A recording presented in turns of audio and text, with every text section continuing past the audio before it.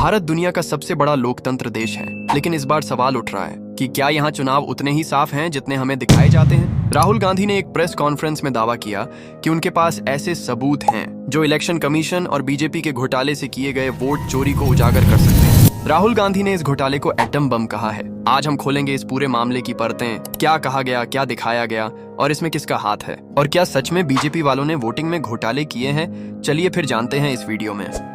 पूरा सिस्टम उड़ा दिया है, चोरी हो रही है।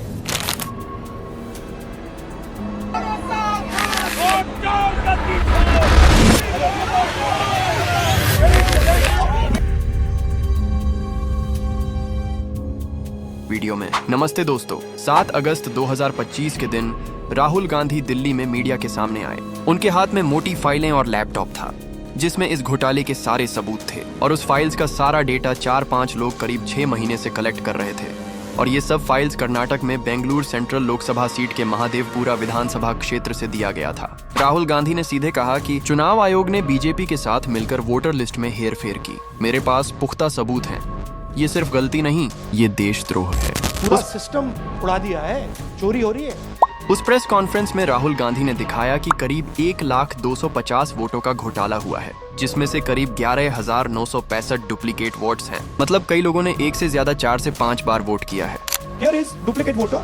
There are 11,965 voters of this type. This is the gentleman called Gurkirat Singh Dang. Gurkirat Singh Dang appears once, twice, 3 times, 4 times. और ऐसा नहीं है कि सिर्फ विधानसभा में ही डुप्लीकेट वोटिंग की हो, महाराष्ट्र और यूपी में भी डुप्लीकेट वोटिंग करी गई है। And then this gentleman goes Karnataka, Uttar Pradesh, Karnataka and Maharashtra. दूसरी चीज जो राहुल गांधी ने दिखाई है कि करीब 40,009 लोगों ने फेक एड्रेस दिखाए हैं। Fake and invalid addresses, voters who didn't have addresses or were just fake addresses. Voting में आपका इंडिविजुअल एड्रेस मांगते हैं कि जहां अभी आप रहते हैं वो एड्रेस दो, लेकिन इसमें तो हर घर का नंबर 0 दिखाया गया है। House number 0. Thousands of these people. No address, house number 0. कुछ लोगों के फादर नेम में कुछ भी लिख रखा है। राहुल गांधी के द्वारा तीसरा ये क्लेम किया गया कि एक ही एड्रेस से 50-50 और कईयों में तो 80 बार वोट किया गया है। So next, here is house number 35. 80 voters live in this house. तो राहुल गांधी ने खुद वहां जाके चेक किया तो आजू बाजू वाले लोग से पता चला कि उन 80 लोगों में से कोई भी वहां नहीं रहता और ना ही कभी वहां रहता था। 46 voters living there. Same thing there. 80 voters living there. No sign of their existence. When we go there, we're threatened.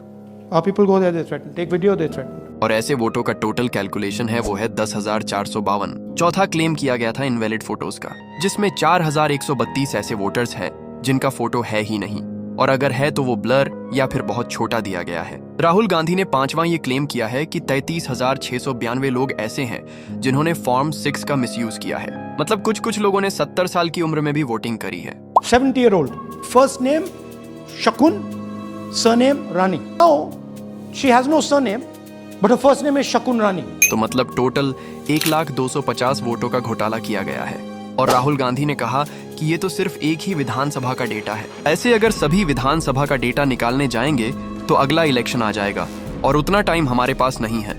इसमें इलेक्शन कमीशन ने कांग्रेस पार्टी को अपना बयान जताते हुए कहा कि अगर आपके पास असली सबूत है तो लिखित में अपने साइन के साथ शिकायत दर्ज कर लीजिए, लेकिन जनता को गुमराह करने वाले बयान न दें। इलेक्शन कमीशन ने यह भी कहा कि वोटर लिस्ट में किसी भी गड़बड़ी की शिकायत का एक निश्चित कानूनी तरीका भी है जिसे कांग्रेस को अपनाना चाहिए। इसमें कई कांग्रेस नेताओं ने राहुल गांधी का साथ दिया, जिसमें हरियाणा के पूर्व मुख्यमंत्री और कांग्रेस के वरिष्ठ नेता भूपिंदर सिंह हुड्डा का कहना है कि सरकार राहुल गांधी के खुलासे से डर गई है। इलेक्शन कमीशन को सवाल के जवाब देने चाहिए, न कि शिकायतकर्ता पर दबाव डालना चाहिए। राजस्थान के पूर्व मुख्यमंत्री और कांग्रेस के वरिष्ठ नेता अशोक गहलोत ने कहा कि इलेक्शन कमिश्नर का राहुल गांधी से एफिडेविट मांगना पूरी तरह बेतुका है। राहुल गांधी के पास जो भी सबूत है वह पहले ही सार्वजनिक कर चुके हैं, अब जांच होनी चाहिए। छत्तीसगढ़ कांग्रेस राज्य इकाई ने इलेक्शन कमीशन को चिट्ठी लिखकर कहा कि राहुल गांधी के सवालों का जवाब पब्लिकली दिया जाए और वोटर लिस्ट की पारदर्शी जांच की जाए। इस पर भारतीय जनता पार्टी बीजेपी के कई अधिकारी चुप नहीं बैठे। उन्होंने कहा कि राहुल गांधी और कांग्रेस चुनाव हारने के डर से इलेक्शन कमीशन जैसी बड़ी संस्थाओं पर लोगों का भरोसा तोड़ने की कोशिश कर रहे हैं। ये आरोप पूरी तरह झूठे और बिना किसी सबूत के हैं। राहुल गांधी लोकतंत्र की विश्वसनीयता को कमजोर कर रहे हैं। बीजेपी नेता और इलेक्शन कमीशन का ये कहना था कि ये सब झूठ है, लेकिन राहुल गांधी का कहना था कि ये सब वोटर लिस्ट एनालिसिस करके उसमें डुप्लीकेट और संदिग्ध एंट्रीज दिखाई है। ये मामला अभी अदालत या जांच एजेंसी के पास नहीं गया है। इलेक्शन कमीशन और बीजेपी की मिलीभगत से वोटर लिस्ट में हेरफेर हुई है या नहीं, ये तो सिर्फ उनको पता। ये सब तो ठीक है, लेकिन मैं देख रहा हूँ कि मीडिया वाले अभी तक चुप हैं। उनको क्या हुआ, मुंह खोलने के पैसे नहीं मिले क्या? सवाल ये नहीं कि राहुल गांधी सही हैं या गलत, सवाल ये है कि क्या भारत में हर वोट सुरक्षित है? अगर आरोप सच हैं तो यह लोकतंत्र पर सीधा हमला है। अगर आरोप झूठे हैं तो यह देश की सबसे बड़ी संस्था पर अविश्वास फैलाने का हथकंडा है। एक वोट सिर्फ एक अधिकार नहीं, हमारी आजादी की पहचान है, हमारे लोकतंत्र की सबसे बड़ी ताकत है आपका वोट।